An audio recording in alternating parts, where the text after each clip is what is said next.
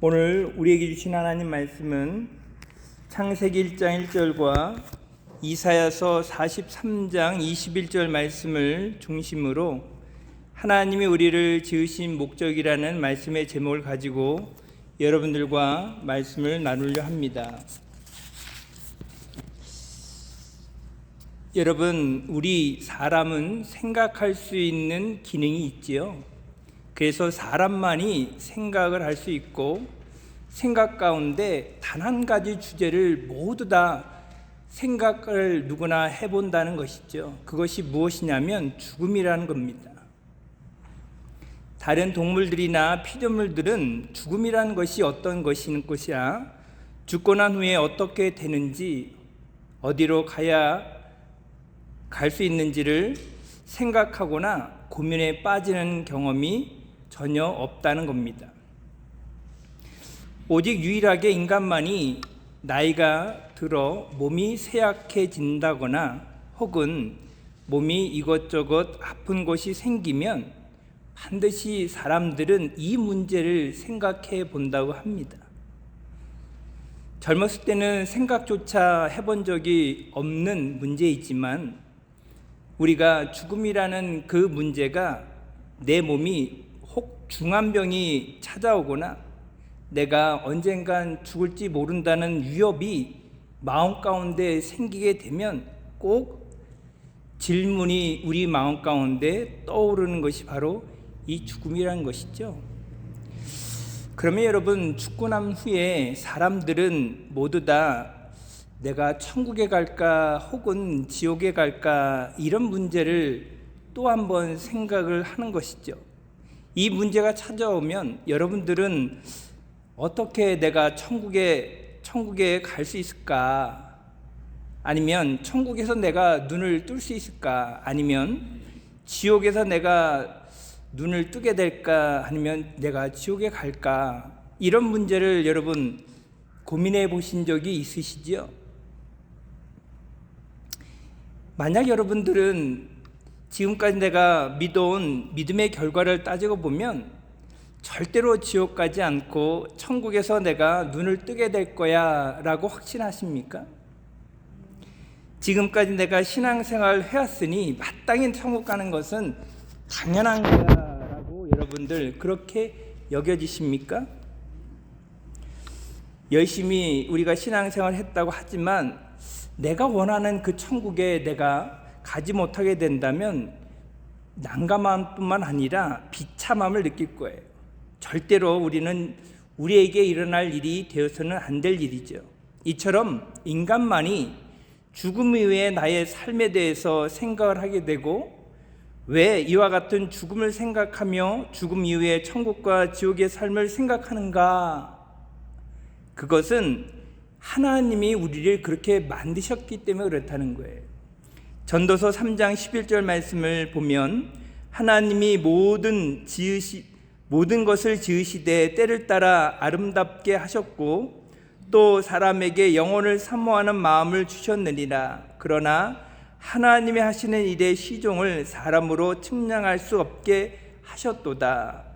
여기 성경 말씀에 뭐라고 기록하고 있습니까? 하나님께서 지으신 사람에게는 영혼을 사모하는 마음을 주셨다라고 기록하고 있다는 거예요.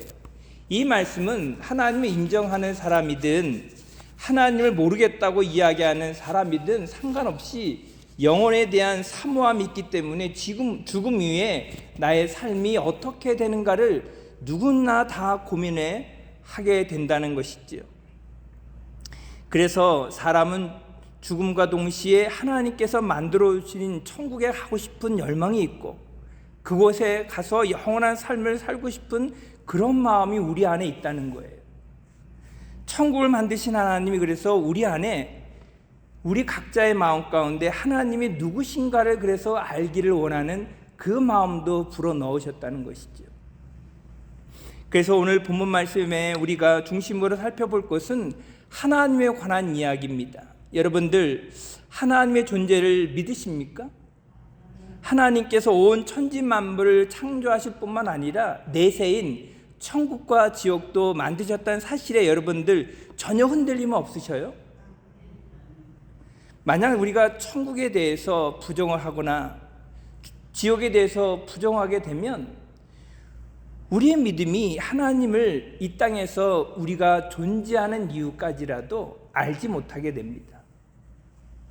그래서 성경 말씀 창세기 1장 우리가 읽은 말씀에 하나님께서 천지 만물을 창조하셨다는 이 사실에 대해서 사람들은 지식적으로 아마 그럴 거야 그렇게 동정을 하거나 아니면 목사님이 믿으러 하니까 그 믿음의 강압적인 그런 요구로 인해서 하나님을 믿어주는 것처럼 생각할 수 있어요. 그러기에 우리는 이 본문 말씀이 어떻게 여러분 다가와야 되는지를 오늘 말씀을 통해서 보자는 것이지요. 여러분, 이 창세기에 기록했던 사람이 누굽니까? 모세죠, 모세. 모세는 역사적인 사실을 가지고 창세기를 기록했음을 여러분 아시나요? 창세기에 기록했던 모세가 이 기록의 말씀을 누구에게 지금 이 말씀에 대해서 기록을 해놓고 그 말씀을 강론했을까요, 여러분? 출애굽한 이스라엘 백성들이 시내산에 모였을 때에 이 창세기의 이 하나님에 관한 주제를 제일 먼저 가르쳤다는 것이죠. 여러분, 출애굽기 사건을 통해서 여러분 몇 명이나 출애굽한지 아시죠? 장정만 60만 명. 정확하게 따지면 민수기 1장에 보니까 성인 장정의 숫자가 60만 3,550명으로 기록되어 있어요. 그러니까 장정이 60만이면 여타의 가족들, 여성분들이나 아니면 나이가 드신 분들이나 아니면 어린아이까지 치면 성경학자들이 대략 200만 명을 추산해 볼 수 있다는 것이죠. 1인 가구에 4명을 기준으로 해서. 그들 모두가 지금 창세기를 기록하는 이 모세가 창세기를 강론하기 시작을 했는데 그들이 다가오는 그 하나님의 감격이 어떤지 아세요? 이들 모두가 애굽에서 열재앙을 경험했어요. 그리고 홍해바다를 말씀으로 가르는 그 역사를 그들이 목격을 할 뿐만 아니라 몸소 체험을 했고 걸어갔어요. 뒤따라오는 애굽 군대가 홍해바다에 수장되는 그 모습과 그 광경을 똑똑히 목격을 했다는 것이죠.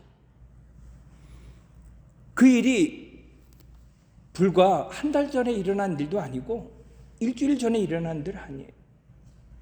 그들이 걸어온 그 일들을 경험을 하면서 하나님에 관한 이 관념이 머리에 뇌리에 박히게 된 것이죠. 왜요?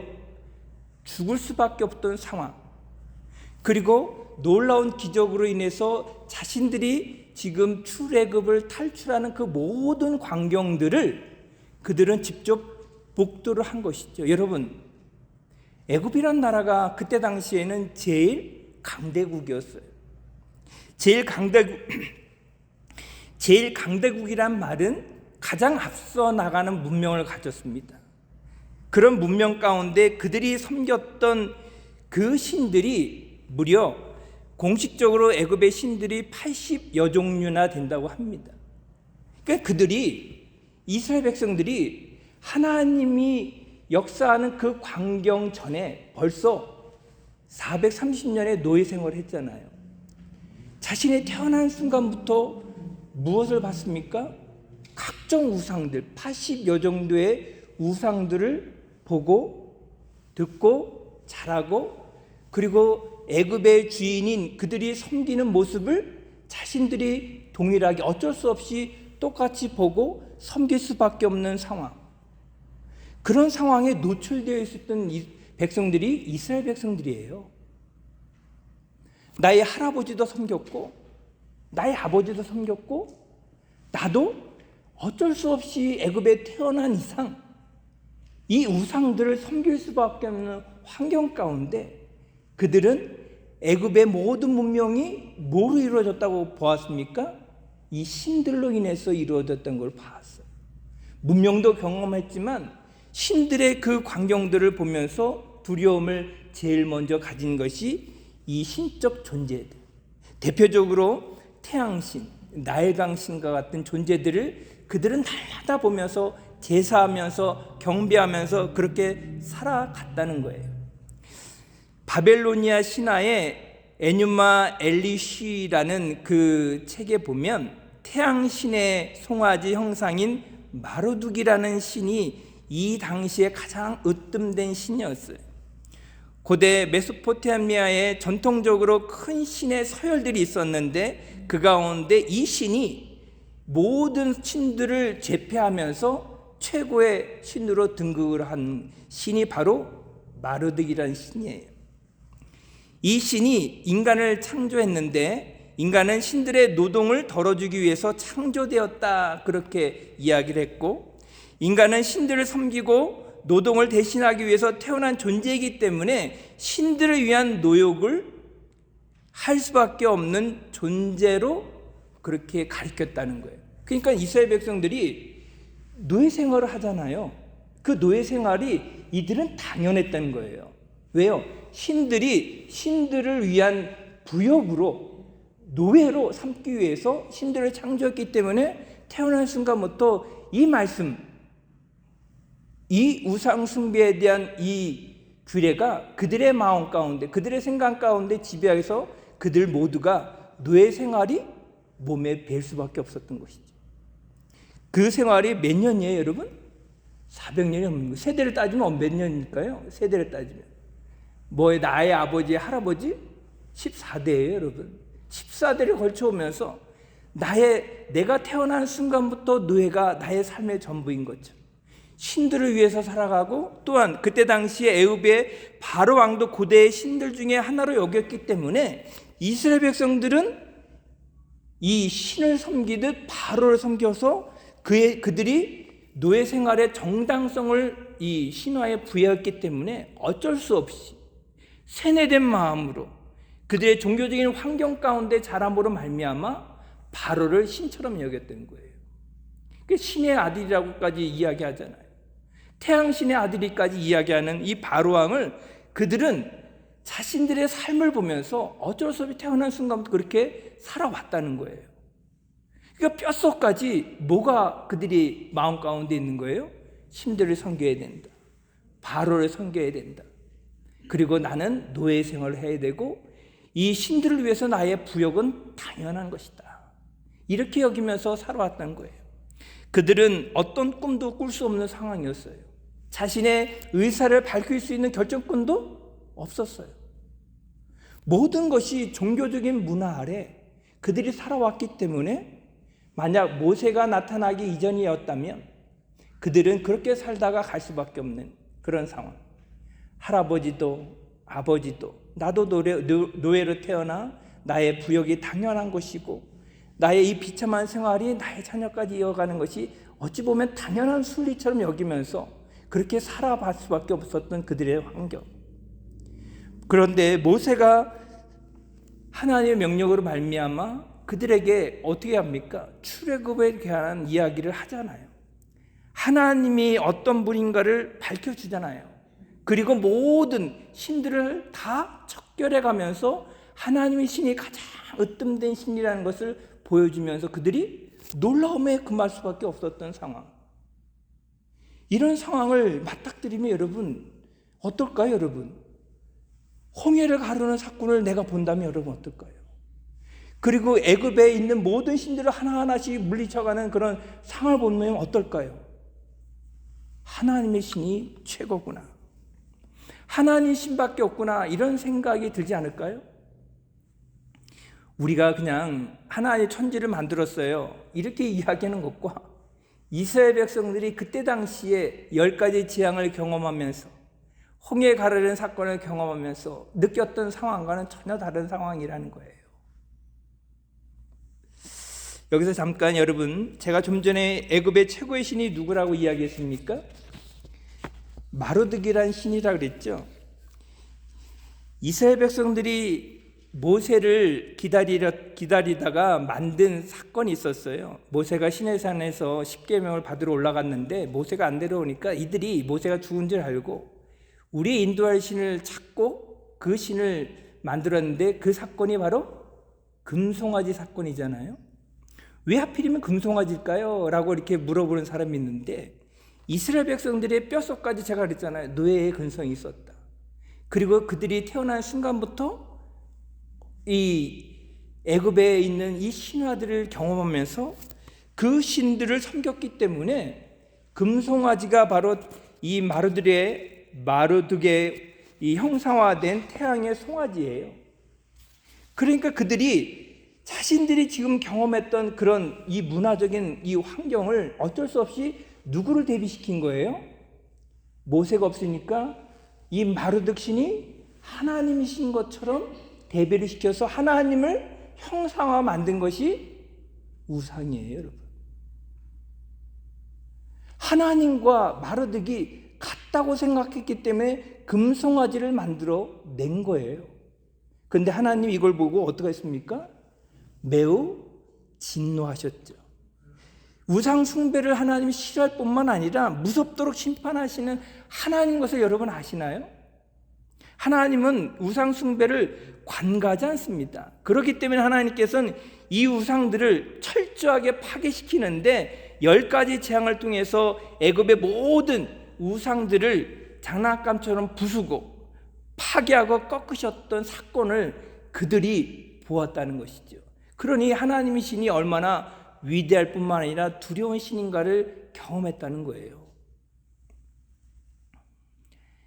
그러므로 이들에게 다가온 이 창세기 1장 1절 말씀, 태초에 하나님이 천지를 창조하시리라. 하나님이 모든 만물을 창조하셨기 때문에 이 우상까지라도 하나님께서 어떻게 하실 있을 수 있다는 겁니까? 파괴할 수 있다는 사실을 이 이스라엘 백성들은 보았다는 거예요. 직접 경험했다는 거예요. 그러므로 오늘날 이런 분들의 질문을 받게 되면 좀 난감하지 않습니까? 어떤 분들은요, 하나님이 계시다면 자신이 직접 목격을 해야 믿겠다라는 분들이 있어요. 하나님 계시다면 보여봐라. 하나의 존재에 대한 직접적인 경험을 요구하는데 직접적인 경험이 역사적으로 있잖아요. 출애굽 사건에 제가 좀 전에 이야기했잖아요. 장정만 60만, 모두 도합해서 어린아이까지 200만 명이 그 하나님의 역사를 목도했고, 지금 이 시내산에서 하나님의 천지를 창조했다 이 놀라운 선포의 이 모세의 말에 그 누구도 토를 달지 않았다는 거예요. 만약 여러분 생각을 해보세요. 이것이 거짓말이었고 이것도 신화화된 역사라면 장정이 60만이라는 이 기록들이 다 빠져야 되잖아요. 제 말이 틀립니까, 여러분? 출애굽기의 이 역사가 하나님의 이 역사인 것을 그들이 경험하지 않고 사실이 아니었다면 이 하나님의 이 천지 창조의 이것은 가설밖에 되지 않고 어떤 신화밖에 될 수밖에 없는 상황인데, 여러분 지금 이 성경에 기록된 역사가 몇 년입니까? 100년이에요? 1000년입니까? 예수님이 오시기 전만 해도 2000년의 역사예요. 예수님도 모세를 이야기했잖아요. 모세를 인정했잖아요. 모세가 거짓말로 지었다면 그 전의 사람들도 이미 이 말씀을 파괴하거나 지어버리거나 신화라고 인정했을 겁니다. 그런데 이 사실을 모든 백성들이 경험했다는 거예요. 그럼 여러분들에게 물어보겠습니다. 내 눈앞에 보이는 하나님이 없다고 여러분 하나님 부정할 수 있어요? 내가 믿는 하나님이 천지를 창조했다는 이 놀라운 역사를 여러분 그저 그냥 지식적으로 좀 암 정도로 내가 좀 알지 이 정도로 그냥 넘어갈 수 있습니까? 아니면 목사가 제가 하나의 천지를 창조했습니다, 성에 기록되어 있잖아요, 이렇게 가리킨다고 여러분 그냥 세뇌되듯이 암기하듯이 그냥 무작정 여러분 받아들인다고 생각하면 안 된다는 거예요. 역사적인 사실이 있고 역사적인 팩트가 있으며 역사적인 사람들의 증언이 있었다는 거죠. 그러므로 천지를 창조한 하나님이 이 창조에 대한 목적을 두고 창조하지 않았을까요?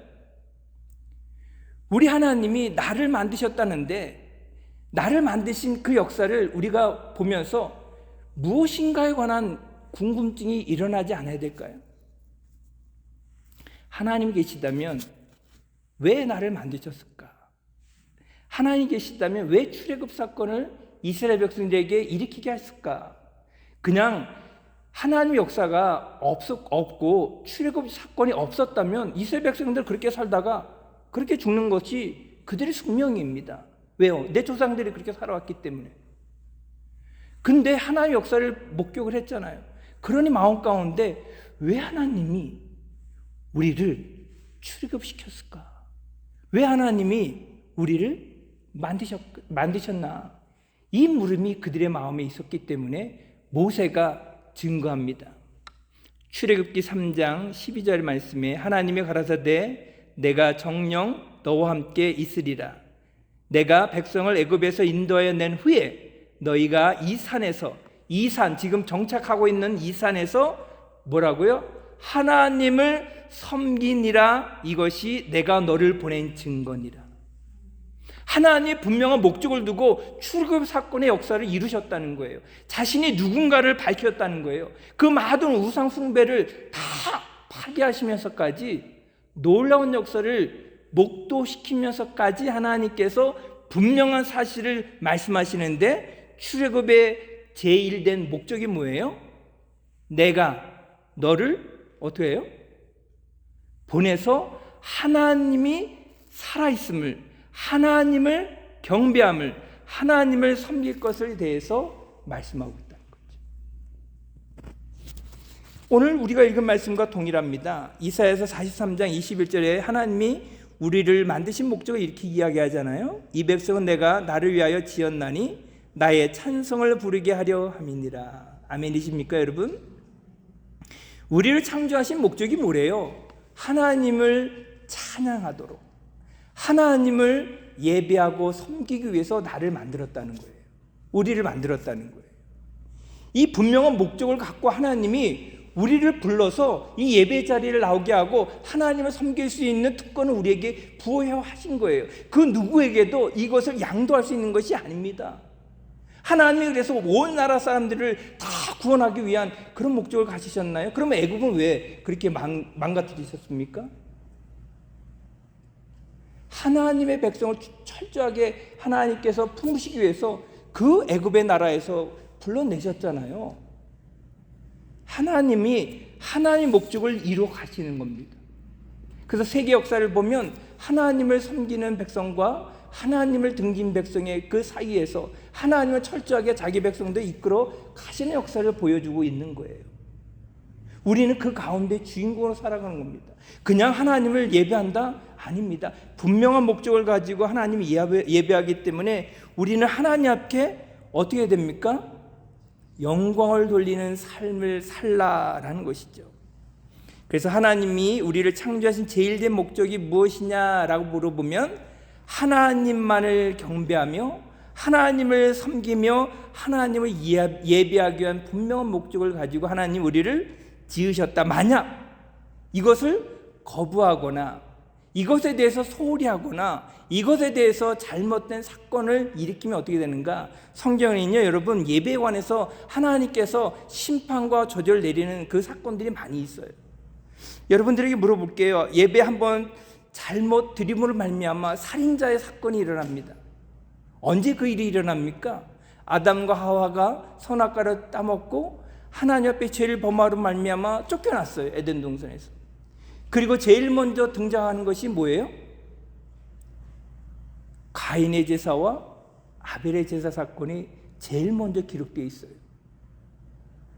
여러분, 그 많은 일들이 있었을 텐데, 그리고 수많은 그런 일들 가운데 왜 고작 예배일까요? 하나님은 왜 예배를 제일 먼저 떠오르실까요? 왜 모세는 제일 먼저 이 사건을 들먹일까요? 목적에서 이탈되니 하나님의 저주가 있다는 사실을 이스라엘 백성들에게 각인시키기 위해서 그 말씀을 보여주는 거예요. 하나님의 너희를 부른 목적은 하나님을 섬기기 위함이다. 만약 이 사실을 벗어나게 된다면 어떻게 된다는 거예요? 하나님의 심판이 있다는 거예요. 여러분 보세요. 하나님께서 가인의 제사와 아벨의 제사 가운데 하나님이 누구의 제사를 기뻐하셨다고 되어 있어요? 누구의 제사를 받으신 거예요? 아벨의 제사를 받으셨습니다. 가인의 제사는 어떻게 했습니까? 하나님이 응답이 없었어요. 여러분, 이 사실을 볼 때 여러분 이야기가 전개되는 이야기가 여러분 이게 한두 번 제사를 드렸을까요? 가인과 아벨이 한두 번 제사를 드렸냐고요. 그 시점이 어느 날 어떻게 일어난지는 몰라요. 근데 한 번의 예배로 인해서 가인이 아벨을 죽이는 사건이 일어났다는 거예요. 형제 간의 비극 사건이 일어난 거예요. 주제가 뭡니까? 하나님이 누구의 제사를 받았는가? 아담과 하와의 재산 분쟁으로 일어난 사건이 아니에요, 여러분. 혹은 아담과 하와가 땅 분배로 인해서 이 가인과 아벨이 그 다툼으로 인해서 일어난 사건이 아니에요.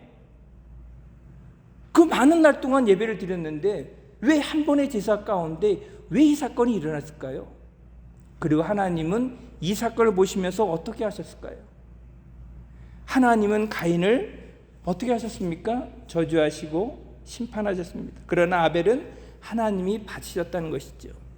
레위기 10장에 보면 아론의 두 아들이 나옵니다. 그때 당시에 모세가 기록하는 그 당시에 오겜을 기록하는 당시에 직접적으로 일어난 사건을 기록하고 있잖아요. 이 아론의 두 아들 나답과 아비후 이들이 하나님께 다른 불을 드리고 말미암아 죽임을 당하는 사건이 일어났습니다. 이 나답과 아비후는 하나님이 명하시지 않는 불을 향료에 담아 분향함으로 인해서 여호와의 불이 나와서 그들을 즉사시켜 버렸어요. 이스라엘 백성들이 이때 당시에 이 모세가 이 성경 말씀 기록할 당시에 이 사건을 보게 된 거죠. 어떻게 하나님께서 이들을, 그것도 출애굽의 영웅 아니에요? 아론의 두 아들이잖아요. 근데 이들이 일으킨 사건이 뭐예요? 그들이 돈에 관한 문제로 인해서 하나님의 벌을 받은 겁니까? 아니면 가정적인 문제로 인해서 그들이 하나님의 심판을 받은 거예요? 아니에요. 하나님께 드려야 될 이 분향의 이 불을 잘못 띠므로 인해서 하나님이 죽게 만드셨다는 것이죠. 그동안 제사를 한 번도 안 드려봤습니까? 처음 드리는 제사로 그들이 실수한 거예요? 그동안 해온 제사예요. 그런데 이들이 하나님의 분향에 대한 이 말씀에 따라 한 것이 아니라 자신의 방식대로 자기의 편리를 위해서 드림으로 말미암아 하나님이 이것을 노하신 것이죠. 즉시 하나님이 심판을 내려 하나님이 그들을 더 이상 하나님 앞에 잘못된 제사를 드리지 못하도록 교훈 삼으신 거잖아요. 그러므로 여러분, 우리가 예배를 드림에 있어서 하나님이 기뻐하는 예배가 있고요, 하나님께서 원하시는 방법대로 드리는 예배가 있으며 내 방법대로 드리는 예배, 하나님 기뻐하는 예배가 있는 거예요. 오늘날 이와 같은 역사가 일어난다면 우리 가운데도 동일하게 일어날 수 있는 거예요. 제 말이 틀렸습니까? 사무엘상 6장에 보면 웃사라는 사람이 나옵니다. 이 웃사의 사건은 하나님의 법궤를 옮기다가 일어난 사건이에요. 이 법궤를 옮김에 있어서 그가 손을 댐으로 하나님의 저주를 받아 죽게 됩니다. 여러분, 원래 하나님의 법궤는 인간이 어깨에 메어서 그것을 옮겨야 되는데 웃사는 어떻게 했습니까? 소가 끄는 이 수레에 법궤를 실었어요. 근데 이 가다가 이 소가 띠므로 말미암아 법궤가 넘어질까 봐 어떻게 한 거예요? 손을 댄 거예요. 넘어지지 못하도록 막은 거예요. 인간적으로 볼 때는 그것이 마땅하잖아요. 하나의 법궤가 넘어지면 파손될 수 있잖아요. 인간의 힘으로 그것을 막아서 인간적인 노력으로 그 일을 행함으로 말미암아 우리가 생각하기로는 하나님 죽이셨다? 이건 부당한 거 아닙니까?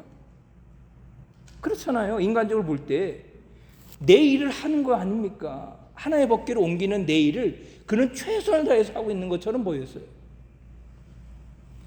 근데 여러분, 이것은 인간적으로 볼 때 개인의 실수를 이야기하는 게 아니에요. 성경의 관점을 보세요. 여러분, 지금 법궤를 옮길 때 이 수레를 끌고 있는 웃사만 가고 있는 길이었어요? 아닙니다.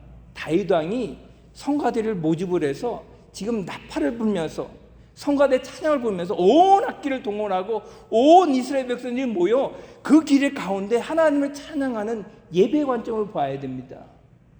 하나님의 예배를 통해서 하나님께 기쁨을 드리는 예배 가운데 한 개인이 자기 이탈로 보는 것이 아니에요. 하나님의 법을 따라 움직여야 되는 이 레위인 중에 이 웃사라는 사람이 하나님의 말씀을 무시하고 인간의 방법, 인간의 쉬운 편리로 인해서 하나님의 법궤를 옮기다가 일어난 사건이에요.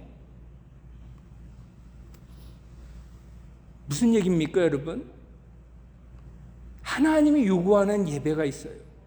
예배 공동체는 내가 잘 드린다고, 내가 하나님 앞에 잘못됐다고 하나님이 그것을 심판하는 게 아니에요. 공동체는 예배에 있어서 모두 다 하나님이 기뻐하는 예배를 드리는 거예요. 그러니까 지금 예배 가운데 하나님 모두 다 하나님 앞에 찬양하고 악기를 통해 찬양하고 있는데 이 웃사가 하나님의 말씀을 거역하고 내 방법대로 드리다가 그가 하나님의 징계를 받는 거예요. 저주를 받은 거잖아요. 그러니 여러분 곳곳에서 보면 하나님께서 예배를 얼마나 중요시 보고 그 가운데 하나님이 심판과 저주를 내릴 뿐만 아니라 복을 내릴 수 있다는 사실을 기억하셔야 돼요. 예배 한 번이 우리의 생사를 가를 수 있는 사건임을 여러분 기억하셔야 돼요. 하나님이 뭘 보고 우리를 천국에 데려가십니까? 뭐를 원하셔서요? 하나님을 섬기는, 하나님을 믿고 하나님 앞에 찬양 드리는, 예배 드리는 그 사람을 기뻐함으로 그들을 데려가는 것이죠. 오늘날 보면 예배의 편리주의가 있어요. 예배의 편리주의가 뭐죠? 집에서 예배 드리면 된다고 생각하는 편리주의. 어디서 나온 사상입니까? 하나의 방법이에요? 하나 요구하시는 일입니까? 잘 생각하셔야 돼요. 우리는 예배를 드려도 하나님이 기뻐하시는 예배, 하나님의 방법대로, 하나님 원하시는 대로 예배자가 되어야 됩니다. 그것만이 우리의 살 길이에요. 그것만이 우리가 하나님 앞에 보여야 될 우리의 열심이고 우리의 노력이며 예배자로 하나님 앞에 쓰는 우리의 중심입니다. 만약에 여러분들이 갖고 있는 가전제품 중에 목적에 맞지 않게 작동하는 가전제품이 있다면 여러분 어떻게 할까요? 그 가전제품. 예를 들면 이 마이크를 제가 사용해서 이 마이크의 목적은 이 스피커, 우리가 음성을 잘 듣기 위한 거잖아요. 근데 이 마이크가 소리가 들렸다 안 들렸다 하는 거예요. 어떻게 해야 되죠? 혹 이 마이크를 내가 소리를 높이 키워서 지금 마이크 전달을 하기 원하는데 이 마이크가 성능이 작은 목소리로 나가요. 그 마이크를 어떻게 해야 될까요? 제가 이 가전제품 목적에 맞게 움직이지 않는 이 제품을 어떻게 하는 것이 옳은 방법이죠? 갖다 버리고요 새로 구입하는 것이 현명할 거예요. 하나님도 우리를 목적을 두기 위해서 만드셨어요. 가전제품처럼 예배자로 하나님을 찬양한 자로 만드셨는데 그 목적에 합당하지 않는 그런 가전제품과 똑같은 그런 일을 한다면 하나님 높이는 찬양을 드려야 되는데 내가 기분 나쁘다고 찬양을 안 부르고 하나님의 음성을 내가 듣기 위해서 나와 앉아야 되는데 하나님의 음성을 듣기보다는 다른 생각하고 있고 목적이 안 맞잖아요, 여러분. 그러면 그 고장난 가전제품을 어떻게 해야 되는 것이 현명할까요? 하나님도 갖다 버리는 거죠. 우리는 하나님의 창조한 목적을 보아야 된다는 겁니다.